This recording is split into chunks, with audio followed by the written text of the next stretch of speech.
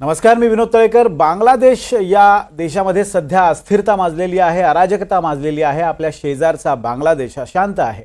गेल्या 48 तासात वेगवान राजकीय घडामोडी घडल्यात। साधारण 2.5 महिन्यांपूर्वी ढाक्यात बांगलादेशमधल्या निम्न न्यायालयानं स्वातंत्र्य सैनिकांना सरकारी नोकऱ्यांमध्ये रद्द झालेलं आरक्षण पुन्हा प्रस्थापित करण्याचा निर्णय दिला आणि बांगलादेश पेटला। हळूहळू ही आग इतकी भडकली की थेट सत्तेतल्या शेख हसीनांच्या सिंहासनालाच त्याची झळ बसली। सोमवारी शेख हसीनांनी देश सोडला आणि तुर्तास त्या भारतात दाखल झालेल्या आहेत। बांगलादेशात शेख हसीनांनी देश सोडल्यापासून हिंसाचार आणखीनच बोकाळलाय। गेल्या 24 तासात 100 जणांचा मृत्यू झाल्याची माहिती समोर येते। स्थानिक माध्यमांनी ही माहिती दिली आहे। भारत सरकारनेही संसदेत दिलेल्या निवेदनात अल्पसंख्याक हिंदूंवर झालेल्या अत्याचाराविषयी चिंता व्यक्त करण्यात आली आहे। भारत सगळ्या घडामोडींवर नजर ठेवून आहे, पण गेल्या 15 वर्षात एकदम घट्ट मैत्री असलेला देश असा 2-2.5 महिन्यात इतका अशांत होणं भारताच्या परराष्ट्रीय आणि सामरिक या दोन्ही संबंधांच्या दृष्टीने फारसं चांगलं नाहीये। आणि याच विषयी आपण चर्चा करणार आहोत। अशांत बांगलादेश पुढे काय याविषयी चर्चा करण्यासाठी आपल्यासोबत जोडले जात आहेत निंभोरकर सर, त्याचबरोबर शैलेंद्र देवळाणकर सुद्धा आपल्याबरोबर जोडले गेलेले आहेत। आंतरराष्ट्रीय विषयाचे अभ्यासक आहेत आणि त्याचबरोबर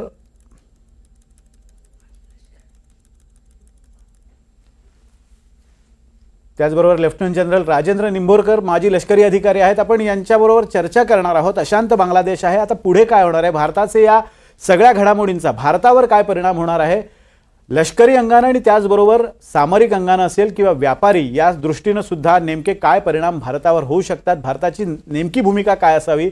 लेफ्टनंट जनरल राजेंद्र निंभोरकर यांची वेगळी ओळख करून देण्याची गरज नाही आहे। सर्जिकल स्ट्राईकमधून ते आपल्याला सर्वांना परिचितच आहेत आणि शैलेंद्र देवळाणकर हे सुद्धा यावर बोलणार आहेत।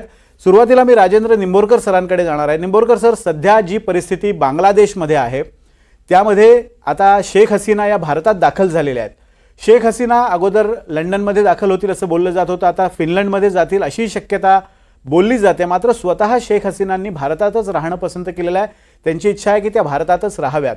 एक लष्करी दृष्ट्या किंवा परराष्ट्र संबंधांच्या दृष्टीनं ही जी मागणी आहे शेख हसीनांची, भारत त्यावर काय भारतानं प्रतिक्रिया द्यायला हवी? ठीक, सर्वप्रथम मी तुम्हाला सांगतो की मी 2010 मध्ये पूर्ण वर्षभर बांगलादेशमध्ये त्यांच्या सिनियर लष्करी अधिकाऱ्यांबरोबर सामरिक शिक्षण घेत होतो आणि मला त्या लेवलवरचे सगळे मोस्टली सिव्हिलियन्स आणि लष्करी अधिकाऱ्यांची खूप ओळख आहे आणि तिथली परिस्थिती पण 1 वर्ष मी बरीच जाणून घेतली आहे। सांगायचं तात्पर्य असं की आजची काल जी घडामोडी झाली आणि त्यावर लष्करी दृष्ट्या काय परिणाम होईल, मला वाटतं लष्करी दृष्ट्या आपल्याला बांगलादेशचा काही धोका नाहीये। पण असं होईल की जर त्यांनी हेल्प करायचं ठरवलं, इमिग्रंट्स म्हणजे आपल्या देशात जे निर्वासित येतात त्यांना, तर ते बॉर्डर गार्ड्स त्यांच्या मदतीने जर गेलं तर तो एक मोठा धोका संभवू शकतो। दुसरी गोष्ट, त्यांचे आपले जे चित्तगोंग हिल ट्रॅक्स मधून ते हेल्प करतात। हा सर, बोला। आधी आपले टेररिस्ट असायचे चित्तगोंग हिल ट्रॅक मध्ये किंवा आसामचे टेररिस्ट, त्यांना ते शेल्टर द्यायचे, ते परत सुरू होऊ शकतं। तर या 2 गोष्टी अशा आहेत। आणि तुम्ही आधी म्हटलं होतं की व्यापारावर काय परिणाम पडेल, तर व्यापार बांगलादेशने आपला व्यापार जवळपास त्यांची तूट जवळपास 90% आहे आणि त्यामुळे ही तूट भरण्याचा एकच मार्ग बऱ्याच वेळा आम्ही स्टडीज मध्ये सुचवला होता की आपला जो हा रस्ता आहे कोलकाता पासून त्रिपुरापर्यंत, हा रस्ता जर त्यांनी ओपन केला तर आपल्याला पण फायदा आणि त्यांना पण फायदा आणि त्यामुळे बऱ्याच प्रमाणात त्यांची तूट भरून येण्याची शक्यता होती। अगदी शैलेंद्र देवळाणकर सर, मी तुमच्याकडे येणार आहे। या मुद्द्यावर मला तुम्हाला विचारायचं आहे की सध्या शेख हसीनांनी राजीनामा दिलेला आहे, त्यांनी देश सोडलेला आहे, भारतात त्या दाखल झाल्या आहेत, तरी सुद्धा तिथे निदर्शनं सुरू आहेत। खरं तर वकारुज्जमान हे तिथले लष्कर प्रमुख आहेत, त्यांनी असं सांगितलेलं आहे की एक अंतरिम सरकार आम्ही स्थापन करू आणि त्या दृष्टीने हालचाली सुरू झालेल्या आहेत। आंदोलकांच्या ज्या मागण्या होत्या त्याही पूर्ण झालेल्या आहेत। आरक्षणाची मागणी त्यांची जी प्रमुख होती ती पूर्ण झालेली आहे। शेख हसीनांनी राजीनामा दिला, असं असताना सुद्धा अजूनही निदर्शनं सुरू होत असतील तर त्याचा अर्थ काय काढायचा? नाही, मला असं वाटतं की यामध्ये प्रामुख्याने जे निदर्शनाचा रोख जो होता गेल्या 6 महिन्यांपासून, साधारणतः ही निदर्शनं जानेवारीपासून ही निदर्शनं सुरू झाली होती, त्याचा रोख हा प्रामुख्याने शेख हसीना आणि त्यांचं आवामी लीग सरकार होतं. कारणं वेगवेगळ्या प्रकारची होती, परंतु रोख हा शेख हसीनांवरतीच होता. असंतोष हा त्यांच्या विरोधातलाच होता आणि त्यांना वेगवेगळे तत्कालिक कारणंही मिळत गेले. म्हणजे सुरुवातीला भारताच्या सर्व वस्तूंवरती बहिष्कार टाकणं असेल किंवा मग रिझर्वेशनचा मुद्दा असेल, आणि आता त्यांनी नॉन कॉपरेशन मुवमेंट शेख हसीनांच्या विरुद्ध सुरू केलेली होती. मुळात एक मुद्दा आपल्याला लक्षात घेणं गरजेचं आहे की आता त्यांची ज्या मागण्या आहेत त्या मागण्या ह्या प्रामुख्याने आर्थिक स्वरूपाच्या पण आहेत, काही सामाजिक स्वरूपाच्या देखील आहेत. मुळात आता केवळ शेख हसीना जाणं हे पुरेसं नाहीये. ते इंटरिम गव्हर्नमेंट जे आता आलेलं आहे, ज्याला ते केअरटेकर गव्हर्नमेंट असं म्हणतात, त्याच्या माध्यमातून लवकरात लवकर निवडणुका होणं आणि जी जनतेची मुळात प्रश्न आहेत त्यांना ऍड्रेस केलं जाणं. लक्षात घ्या की बांगलादेशचा जरी आर्थिक विकास हा चांगल्या पद्धतीने होत असला आणि बांगलादेशचा जीडीपी ग्रोथ रेट हा चांगला असला, त्यांचा एक्सपोर्ट चांगला असला, तरी देखील सर्वसामान्य लोकांपर्यंत विकासाची फळं पोचली आहेत असं आपल्याला म्हणता येत नाही. त्यामुळे त्यांच्याकडे सामाजिक विषमता ही मोठ्या प्रमाणावरती आहे. त्यामुळे त्याला ऍड्रेस करणं, बेरोजगारी मोठ्या प्रमाणावरती आहे आणि त्यामुळे ह्या गोष्टींना ऍड्रेस करण्यासंदर्भात हा दबाव जो आहे हा निश्चितपणे दबाव असू शकतो. दुसरा एक मुद्दा जो महत्वाचा आपल्याला लक्षात घेणं गरजेचं आहे की या सगळ्या आंदोलनकर्त्यांमध्ये काही इलेमेंट असे आहेत की जे बांगलादेशला एका कट्टर इस्लामिक देशांमध्ये कन्वर्ट करू इच्छितात, की ज्याचं जिथं शरियाचं राज्य असेल, साधारणतः ज्या पद्धतीने तालिबान चाललेला आहे अशा पद्धतीने बांगलादेशला कन्वर्ट करायचं, ज्याला खिलाफत असं आपण म्हणू शकतो की खॅलिफट असं म्हणतात रादर त्याला, की अशा पद्धतीचा प्रयत्न करणारे देखील काही इलिमेंट्स या सगळ्या आंदोलनकर्त्यांमध्ये आहेत आणि ते पण विसरून चालणार नाही. कारण त्यांची मागणी जी आहे ही प्रामुख्याने एका वेगळ्या प्रकारच्या राज्याची पण आहे. त्याच्यात जमाते इस्लामी सारखा असतील किंवा तहरीके तालिबान सारखे काही इलिमेंट्स आहेत. त्यामुळे हे आंदोलन पुढचे काही काळ हा दबाव कायम ठेवण्याच्या दृष्टिकोनातनं चालू राहील. खालिदा जिया जेलमधनं सुटतील आणि तिथं जेव्हा एखादं गव्हर्नमेंट इस्टॅब्लिश होईल आणि मोस्ट प्रोबॅबली ते खालिदा जिया यांच्या अंडरच होणार, कारण त्याच आता मेन अपोजिशन पार्टी आणि अपोजिशन पार्टीचे त्याच लीडर आहेत. त्यामुळे स्वाभाविकपणे त्यांच्या अंतर्गत ते सरकार स्थापन होण्याची शक्यता आहे.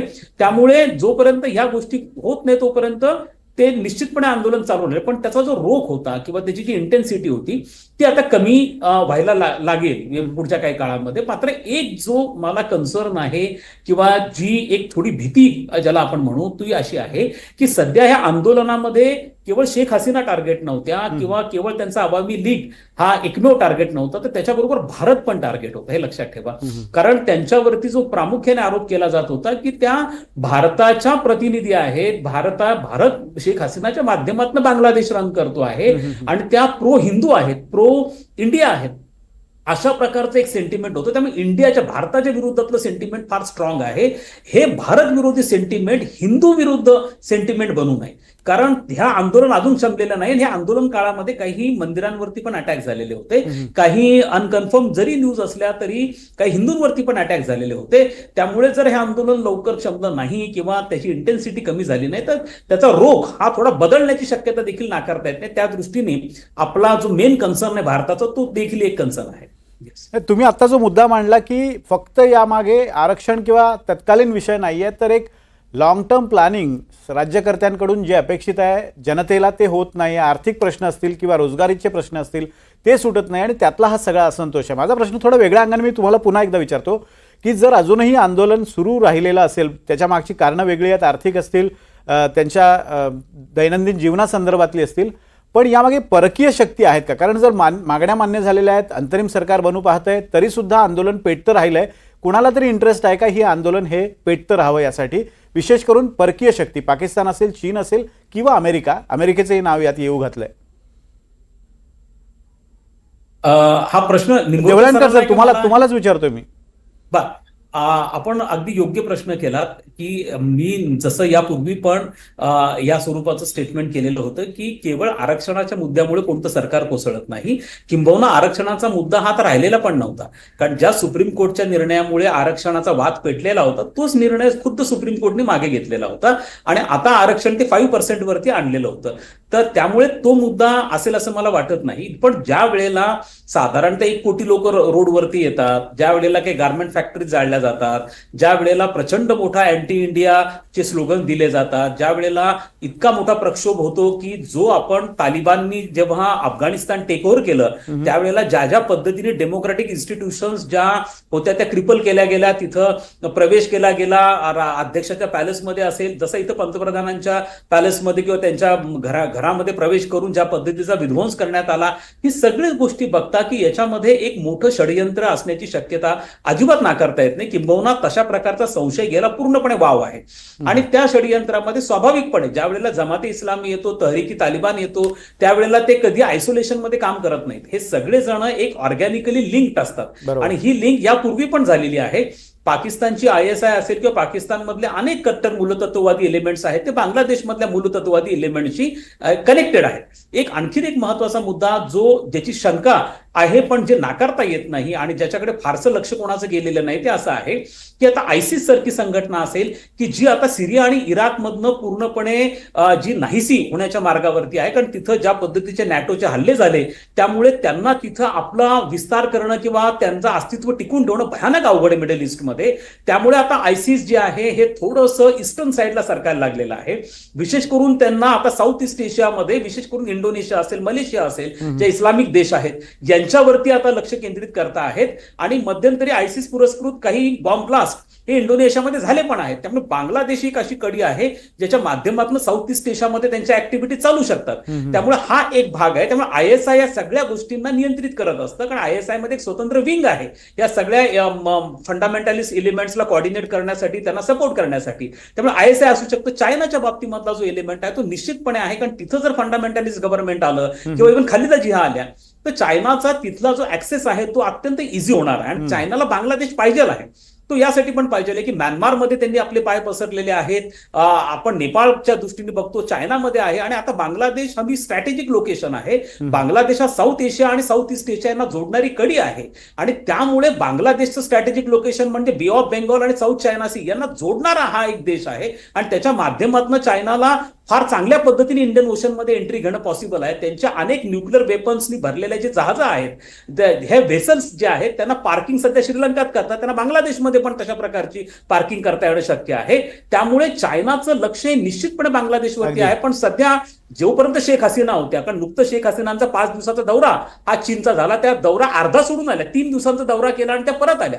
का आल्या? कारण चीनने त्यांच्यावर दबाव टाकला शी जिनपिंगनी की जो तिस्ता रिव्हर आहे त्याचा वॉटर शेअरिंगचा जो अग्रीमेंट आहे तो आमच्या बरोबर करा. पण शेख हसीनांनी ते स्पष्टपणे नकार दिला, तो आम्हाला भारताबरोबरच करायचा म्हणून त्यांनी सांगितलं. आणि त्यामुळे त्या प्रोजेक्टमुळे चीन पण नाराज होता, अमेरिका नाराज असल्याचं कारण निश्चितपणे आहे. Sofa agreement, status of forces agreement जो अमेरिकेचा नाकारला गेलेला होता. आणि नुकतंच त्यांचं शेख हसीनांचं मध्यंतरी फार मोठं स्टेटमेंट आलेलं होतं की एक व्हाईट नेशन आहे, त्यांनी नाव नाही घेतलं कोणाचं, पण एक व्हाईट नेशन आहे जो मोठी कॉन्स्पिरसी करतोय माझ्या विरोधामध्ये. ह्या व्हाईट नेशनचा त्यांचं जे अंगुली निर्देश होता तो अमेरिकेकडे होता.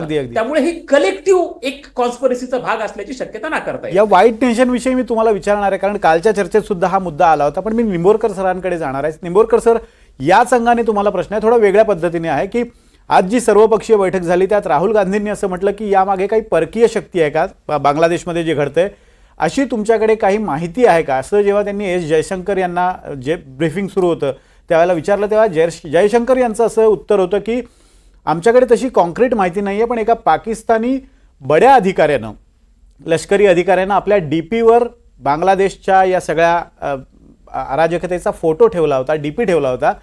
हा जो अंगुली निर्देश आहे तो कुठेतरी पाकिस्तान या सगळ्या मागे असल्याचं बोललं जातं आणि जनरल चर्चा पण तीच आहे. पण मला प्रश्न हा आहे की पाकिस्तानमधली आत्ताची जी स्थिती पाहता, पाकिस्तानी लष्कराची स्थिती पाहता, पाकिस्तानी लष्कर तितकं तगडं आहे का, तितकं सबळ आहे का की अशा पद्धतीने एखाद्या अराजकतेला त्यांच्याकडनं रसद पुरवली जाऊ शकते? हे बघा, आपण कोणत्या इंटरनॅशनल रिलेशन्समध्ये आपण असं डायरेक्टली कोणाला म्हणू शकत नाही, पण अशा बऱ्याचशा गोष्टी असतात की त्यापासून आपल्याला दर्शवता येतं की काहीतरी सुरू आहे. आता तुम्ही सांगितलं की पाकिस्तान कॅपेबल आहे का? जरूर पाकिस्तान कॅपेबल आहे. त्याचा भारताच्या विरुद्ध काही ऍक्शन करणं हाच त्याचा एक आपण म्हणतो की एक्झिस्टन्सचा प्रश्न आहे. आता जम्मूच्या एरियामध्ये कारवाई सुरू केल्या तर त्यांचा एक्झिस्टन्शियल असिस्टन्ससाठी पाहिजे. आणि त्यामुळे आता काय झालं की मालदीव, काही अर्थात काही प्रमाणात श्रीलंका, नेपाळ, या सगळ्या अस्थिर जे देश आहेत पाकिस्तान, ते देश चायनाच्या कक्षेमध्ये येत आहेत. आणि चीन जो आहे पाकिस्तानला हाताशी धरून जो बांगलादेश आपल्या वतीने काम करणं म्हणजे आपल्या बाजूने उभा राहत होता, त्याला खच्ची करायचं त्यांचं राजकारण होतं.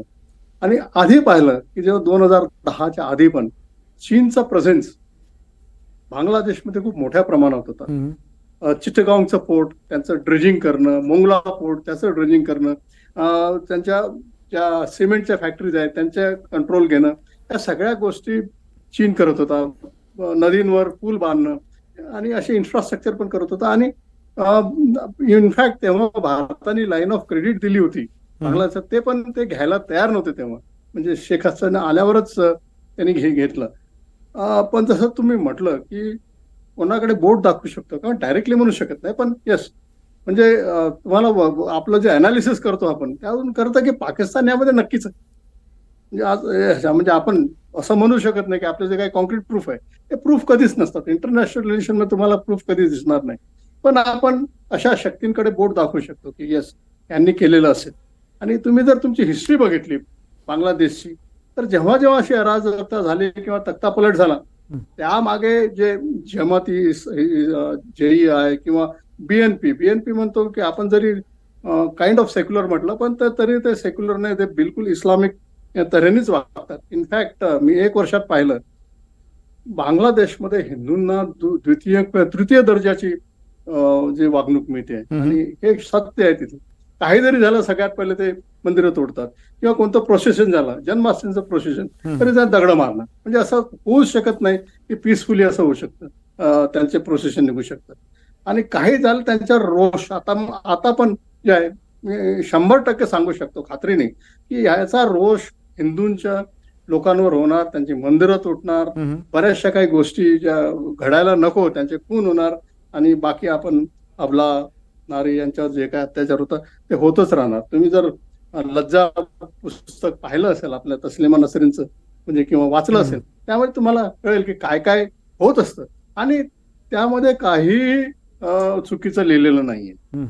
आता या अनुषंगाने मग निंबोरकर सर, तुम्ही जे म्हणताय की हिंदूंना लक्ष केलं जाऊ शकतं, 8% ही जनता तिथली हिंदू आहे, आणि अशा वेळेला काही भारतीय सुद्धा तिथे आहेत. आज एस जयशंकर यांनी जी माहिती दिली त्यानुसार आतापर्यंत 12 ते 13 हजार नागरिकांना, भारतीय नागरिकांना परत आणण्यात यश मिळाले. अजूनही 8 ते 9 हजार तिथे असतील अशी आहेत, आणि त्यांना सुद्धा आणण्याचे प्रयत्न सुरू आहेत, पण अजून परिस्थिती चिघळलेली नाहीये, त्यामुळे चिंतेची गरज नाही. तुम्ही जो मुद्दा म्हणताय हिंदूंना लक्ष केलं जाऊ शकतं, अँटी इंडिया हे जे कॅम्पेन आहे जे बऱ्याचदा उसळत असतं बांगलादेशमध्ये, ते पुन्हा पेटण्याची शक्यता आहे.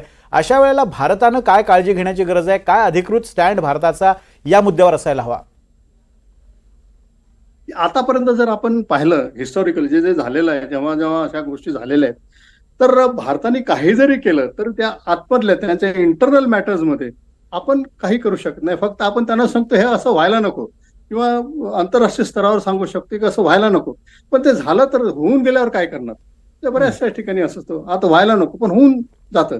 त्यामुळे माझं असं म्हणणं आहे आणि माझं असं एक्सपिरियन्स पाहिजे असं वाटतं की ही जी आताची घडी आहे या समाजासाठी खूप म्हणजे क्रिटिकल आहे.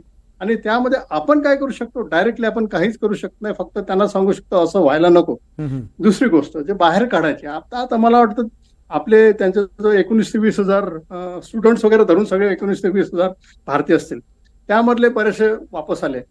आणि पण त्यांना बाहेर जर काढायचं असलं तर मला वाटतं की ते खूप सोपं आहे. बिनापोल एक आपली लँड बॉर्डर पोस्ट आहे, तिथून आपण जर कॉन्वॉय काढले तर आपण आणू शकतो. पण मला सध्या वाटतं की यांच्यावर भारतीयांवर डायरेक्ट अटॅक करणं थोडंसं कठीण वाटतं, आणि त्यांना त्यांचे रिपरकशन माहीत आहे. पण बांगलादेशी हिंदू समाजावर करणं ते, कारण की बेचार ते मोस्ट म्हणजे विकेस्ट टार्गेट्स आहे, आणि ते होईलच, आणि ते आपण त्यांच्या बघण्याशिवाय आपण काही करू शकत नाही असं मला तरी सध्या वाटतं. फक्त एकच आहे, आपण सांगू शकतो असं व्हायला नको. आणखी एक मुद्दा देवळानकर सर तुमच्याकडे मी येतोय. तुम्ही मगाशी जो सोफो ॲग्रीमेंटचा उल्लेख केलेला आहे, अमेरिकेला तिथे लष्करी आपलं एक तळ उभारण्याची इच्छा आहे, आणि कालच्या चर्चेदरम्यान विजय खरे होते, त्याचबरोबर अनाई जोगळेकर, त्यांनी एक मुद्दा मांडला होता की जो मगाशी तुम्ही म्हटलात की व्हाईट नेशनचा जो अंगुली निर्देश शेख हसीनांनी केला की या सगळ्यामागे एक व्हाईट नेशन आहे, अमेरिका तो असू शकतो. एक असा मुद्दा कालच्या चर्चेत आला होता की बांगलादेशचा काही भाग आणि म्यानमारचा काही भाग बंगालच्या उपसागरालगतचा असा एक मिळून एक वेगळा टापू, एक वेगळा देश तयार करण्याचा प्रयत्न अमेरिकेकडनं होतोय. खरंच तसा प्रयत्न होतोय का? आणि तसा प्रयत्न होत असेल तर अमेरिकेला तो का करायचा किंवा अमेरिकेचा त्यात काय इंटरेस्ट आहे? मला असं वाटतं की हा आरोप आहे, ही शंका व्यक्त केली. विशेष म्हणजे शेख हसीना यांनी हे स्टेटमेंट दिलं होतं एका व्हाईट नेशनच्या बाबतीमधला, त्यांनी उल्लेख पण केलेला होता आणि मग त्याच्यामुळे अमेरिकेसंदर्भातला संशय जो आहे तो बळावला जातो. आणि विशेष म्हणजे त्यांच्या ज्या नुकत्याच जून महिन्यामध्ये इलेक्शन ज्या झाल्या होत्या, सार्वत्रिक निवडणुका, ज्याच्यामध्ये तिथल्या विरोधी पक्षांनी अजिबात सहभाग घेतलेला नव्हता, त्यामुळे त्या एकतर्फी असल्यामुळे कुठेतरी अमेरिकेने या संदर्भात नापसंती देखील व्यक्त केली होती. परंतु मुळात अमेरिकेचा जो इंटरेस्ट आहे तो प्रामुख्याने जो बांगलादेश आणि बांगलादेशामधला जो त्यांना मिलिटरी बेस तिथं बनवायचा आहे तो प्रामुख्याने साऊथ चायना सी आणि एकूणच एशिया पॅसिफिक जो एरिया, ज्याला इंडो पॅसिफिक ते म्हणतात, त्यामध्ये अमेरिका आपला प्रभाव वाढवण्याचा प्रयत्न करतो. पण त्यांचं मेन टार्गेट जे आहे, मेन एनिमी जो चायना आहे ते लक्षात घ्या. आणि त्या दृष्टिकोनातनं त्यांना चायनाला काउंटर करण्याच्यासाठी त्यांचे जे मुख्य मिलिटरी बेसेस आहेत ते गल्फमध्ये आहेत आणि एक वरती जपानमध्ये आहे, ओकिनावामध्ये आणि फिलिपाईन्समध्ये आहेत. परंतु त्याच्या खालोखाल जर म्हटलं साऊथ ईस्ट एशियामध्ये अमेरिकेचा कोणत्याही पद्धतीने अशा स्वरूपाचा एक मिलिटरी बेस नाहीये. त्यामुळे आता त्यांचा मागे जो गोरशाला होता तो पण आता फारसा ऍक्टिव्हेट नाहीये. इंडियन ओशन मध्ये जर तुम्ही म्हणाल तर त्यांच्याकडे बांगलादेश हा स्ट्रॅटेजिकली महत्वाचा आहे. कारण चायनाने ज्या पद्धतीने पोर्ट डेव्हलप केले, श्रीलंकेमध्ये असतील, पाकिस्तानमध्ये असतील, तशाच पद्धतीने कुठेतरी जर बांगलादेशमध्ये हा मिलिटरी बेस झाला तर एक बे ऑफ बेंगॉल म्हणजे पार्ट ऑफ इंडियन ओशन ज्याला म्हणू, साऊथ चायना सी आणि एशिया पॅसिफिक हा पूर्ण रिजन कव्हर करण्याच्या दृष्टिकोनातून त्यांना महत्वाचं वाटतो. दुसरा मुद्दा असा आहे की अधिक जवळून नजर ठेवता येऊ शकेल. चायना आणि तैवान यांच्यामध्ये कन्फ्लिक्टची, जर चायना आणि तैवान यांच्यामध्ये जर कन्फ्लिक्ट झाला तर काही काही गोष्टी ह्या विभागून दिल्या गेल्या. म्हणजे ऑस्ट्रेलियाने कोणत्या पद्धतीचा रोल प्ले करावा, इंडियाने कोणत्या पद्धतीचा रोल प्ले करावा, ही पॉसिबिलिटी आहे की भविष्यामध्ये चायना तैवानवरती अटॅक पण करू शकतो. अशा वेळेला त्यांना मदत देण्याच्या दृष्टीने देखील हा मिलिटरी बेस अत्यंत कामाचा ठरू शकतो. आणि त्या दृष्टिकोनातनं सोफा अग्रीमेंट त्यांनी प्रपोज केलेला होता. पण सोफा अग्रीमेंट प्रपोज करताना कोणताही मिलिटरी ऍक्शनच्यासाठी तो केलेला नव्हता. तो बेसिकली बांगलादेशवर जर नॅचरल डिझास्टर आलं आणि त्यामुळे जर त्याच्यापासून बांगलादेशचं रक्षण करायचं असेल तर without any passport visa American सैनिक जे आहेत ते बांगलादेशमध्ये प्रवेश करू शकतात, अशा प्रकारचा अग्रीमेंट होता. पण बांगलादेशच्या पार्लमेंटमध्ये तो ठेवण्यात आला आणि तिथनं तो रिजेक्ट करण्यात आला. पण अमेरिकेचा मुख्य उद्देश जो आहे हा प्रामुख्याने बांगलादेशमध्ये तळ करण्याचा, चायनाला काउंटर करण्यासाठी आहे. कारण आता आशिया प्रशांत क्षेत्र हे जागतिक राजकारणाचं मुख्य केंद्र बनलेलं असल्यामुळे बांगलादेशमधला बेस त्यांना स्ट्रॅटेजिकली फार कामाला ठरणार. अगदी एक शेवटचा प्रश्न तुम्हाला विचारतो की आता नवीन जे सरकार येणार आहे त्या नवीन सरकारसमोर काय आव्हान असतील? देवळानकर सर, तुमच्यासाठी प्रश्न आहे. बांगलादेशमध्ये जे नवीन सरकार येईल स्वाभाविकपणे त्यांच्याकडे आता सगळ्यात मूळ मुद्दा असा आहे की हे जे केअरटेकर गव्हर्नमेंट आहे, बांगलादेशमध्ये राज्यघटनेमध्ये काही तरतुदी आहेत. त्या तरतुदीमध्ये एक सरकार गेल्यानंतर जेव्हा दुसरं सरकार येणार आहे तो मधला इलेक्शनचा टाइम जो आहे त्यावेळेला एक केअरटेकर गव्हर्नमेंट कॉन्स्टिट्यूट केलं जातं, त्याला ते केअरटेकर गव्हर्नमेंट म्हणतात. आता ह्या केअरटेकर गव्हर्नमेंटनी 3 महिन्याच्या आतमध्ये निवडणुका घेतल्या पाहिजेत असं बांगलादेशची राज्यघटना सांगते. आणि हा जो प्रकार आहे याला काही लष्करी त्यांच्या प्रमुखांनी बगल दिलेली होती. विशेष म्हणजे 2005 मध्ये अशाच पद्धतीने 3 महिन्याच्या आत निवडणुका घेतल्या गेल्या नव्हत्या. तो टाइम वाढून अगदी वर्षाच्या वरती चालला गेला होता ज्यावेळेला तिथे इंटरिम गव्हर्नमेंट हे इस्टॅब्लिश झालेलं होतं. आणि याचा धोका हा शेख हसीनांना माहिती असल्यामुळे शेख हसीनाने राज्यघटना दुरुस्ती केली आणि 3 महिन्यांमध्ये सरकार स्थापन करण्यासाठी केअरटेकर गव्हर्नमेंट इस्टॅब्लिश केलं गेलं पाहिजे ही तरतूद काढून टाकली. आणि त्यामुळे आता केअरटेकर गव्हर्नमेंटची तरतूद तिथं नाही आहे. ती शेख हसीनांनी यासाठी केलं होतं की त्यांना अशी भीती वाटत होती की केअरटेकर गव्हर्नमेंट जर इस्टॅब्लिश केलं तर आपल्याला रिइलेक्ट होताना त्रास होईल आणि म्हणून त्यांनी ही प्रोव्हिजन काढून टाकल्यामुळे आता त्यांचे जे लष्कर प्रमुख आहेत त्यांच्यावरती डिपेंड आहे की हे त्यांनी नवीन निवडणुका आहे ते कधी घेतात. कारण इंटरिम गव्हर्नमेंटसाठी काही नावं प्रपोज केली गेलेली आहेत. पण लवकरात लवकर जर तिथे निवडणुका झाल्या तर त्याचा प्रामुख्याने फायदा जो होणार आहे हा बीएनपीला आहे. आणि बीएनपीच्या खालिदा जिया ज्या आहेत स्वाभाविकपणे त्या सत्तेवरती येण्याची शक्यता आहे. त्या सत्तेवरती आल्यानंतर एक बाब जी महत्वाची आहे की त्यांचा स्टँड सुरुवातीपासून अँटी इंडिया जरी राहिलेला असला तरी आता परिस्थिती बदललेली आहे. बांगलादेश हा 2000 खाली जेव्हा खालिदा पंतप्रधान होत्या तेव्हाचा बांगलादेश आणि आत्ताचा बांगलादेश खूप मोठा फरक आहे. तेव्हाचा भारत आणि आत्ताचा भारत खूप मोठा फरक आहे. अगदी. आणि आता इकॉनॉमिकली आणि ट्रेड रिलेशन हे खूप आपले स्ट्रॉंग रिलेशन्स आहेत. बांगलादेशमध्ये मोठ्या प्रमाणावरती भारतीय वस्तूंना मागणी आहे. त्यामुळे तिथं जरी जमाते इस्लामीचं किंवा तहरीकी तालिबानचा समावेश असणारं खालिदा जियाचं सरकार आलं तरी एवढा प्रचंड अँटी इंडिया स्टँड त्यांना घेता येईल असं मला वाटत नाही. अगदी. कारण तिथल्या जनतेला आता इकॉनॉमिक प्रोग्रेस पाहिजे असल्यामुळे मला असं वाटतं की त्यांच्या समोरचं पहिलं असेल की जो इकॉनॉमिक बेनिफिट्स त्यांना मिळाले त्याचं समान डिस्ट्रीब्युशन कसं होईल, सर्वसामान्य माणसांपर्यंत त्याचे कशा प्रकारे बेनिफिट जातील, तिथली अनएम्प्लॉयमेंट बेकारी कशा पद्धतीने दूर केली जाईल, हे त्यांच्या पुढचे महत्वाचे आव्हानं असतील. पण हे आर्थिक दृष्टिकोनातनं झालं, पण सामाजिक दृष्टिकोनातनं मात्र आपल्याला काही चॅलेंजेस हे नक्की दिसतील. काही फंडामेंटलिस्ट एलिमेंट तिथं स्ट्रॉंग होण्याची शक्यता नाकारता येत नाहीये. त्यामुळे तो एक भाग होण्याची चॅलेंज हे त्यांच्या पुढे असेल. पण नवीन गव्हर्नमेंटचं सगळ्यात मोठं जे चॅलेंज असणार आहे ते बेसिकली इकॉनॉमिक बेनिफिट समान डिस्ट्रीब्यूट कशा पद्धतीने करता येईल. अगदी. या एकूणच बांगलादेशातली ही जी परिस्थिती आहे, ही जी अराजकता आहे, याला फक्त भूराजकीय संदर्भ नाही आहेत, सामरिक संदर्भ नाही आहेत किंवा राजकीय संदर्भ नाही आहेत, तर यामागे काही आर्थिक संदर्भ आहेत आणि त्या आर्थिक संदर्भांकडे बघणं गरजेचं आहे. आणि नवीन सरकार त्यांच्याकडनं हीच अपेक्षा आहे की आर्थिक संबंधांवर त्यांनी नेमकेपणानं बोट ठेवून ते प्रश्न, आर्थिक प्रश्न जगणं कसं बांगलादेशींचं चांगलं सुकर करता येईल अशा पद्धतीनं प्रयत्न करण्याची गरज आहे. अन्यथा अशा अराजकाला पुन्हा उचल खायला वेळ लागणार नाही. आपल्यासोबत या चर्चेमध्ये राजेंद्र निंबोरकर सर होते, त्याचबरोबर शैलेंद्र देवळाणकर सर होते. या दोघांचेही धन्यवाद. बांगलादेशातली ही परिस्थिती आहे आणि लवकरात लवकर बांगलादेशचं जे अंतरिम सरकार आहे ते स्थापन होऊन पुढची जर वाटचाल लवकर झाली नाही तर या अराजकतेला आणखी हिंसक वळण लागायला वेळ लागणार नाही. धन्यवाद.